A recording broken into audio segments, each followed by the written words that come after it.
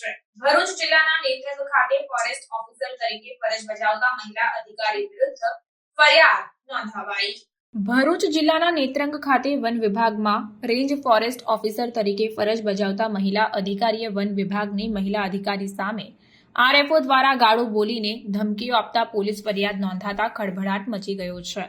આ અંગે જાણવા મળતી વિગત મુજબ મૂળ ભરૂચ જિલ્લાના નેત્રંગ ખાતે રહેતા અને હાલ વન વિભાગમાં નેત્રંગ રેન્જમાં કાંતિપાડા બોટ ખાતે બીટ ગાર્ડ તરીકે ફરજ બજાવતા રવિન્દ્રકુમાર સાહેબસિંહ ગોહિલે જશુબેન માનસિંહભાઈ સરવૈયા સામે ફરિયાદ નોંધાવતા પોલીસે ગુનો નોંધી વધુ તપાસ હાથ ધરી છે।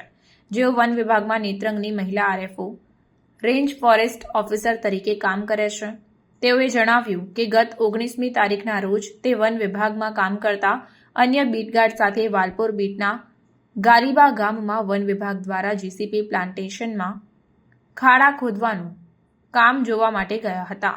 ત્યારબાદ સાંજના 4 વાગ્યાના સુમારે મહિલા આરએફઓ જશુબેનને રવિન્દ્રભાઈના મોબાઈલ પર વોટ્સએપ કોલ આવતા તેમણે પૂછ્યું હતું કે રવિભાઈ, તમે ગાલીબા ગામ ગયા છો? કામદારો વિશે શું હતું? પછી તેમણે કહ્યું કે મેં મજૂરોને ખોદેલા ખાડાઓ સુધારવા કહ્યું હતું અને મજૂરોને પૂછ્યું હતું કે આ ખાડા ખોદવાનું કોણે કહ્યું હતું। આ સાંભળીને મહિલા આરએફઓ જશુબેન ખૂબ જ ઉશ્કેરાઈ ગયા અને ગાળો બોલવા લાગ્યા। તમે જે કરો છો તે કરો છો અને તું ઓફિસ આવીશ અને તને જોઈશ, હું તારા ઘરે આવીશ અને તને મૂકી દઈશ। આ સાંભળીને રવિન્દ્રએ તેનું અપમાન કરવાની ના પાડી અને જાનથી મારી નાખવાની ધમકી આપી। પોલીસ ફરિયાદમાં જણાવ્યા મુજબ મહિલા આરએફઓએ રવિન્દ્રને કોઈપણ રીતે હેરાન કરવામાં આવતો હતો। આ અંગે બીટગાર્ડ રવિન્દ્રકુમાર સાહેબસિંહ ગોહિલે મહિલા આરએફઓ જશુબેન માનસિંહભાઈ સરવૈયા સામે નેત્રંગ પોલીસ મથકે ફરિયાદ નોંધાવી હતી। રિપોર્ટર વિજય વસાવા, નેત્રંગ।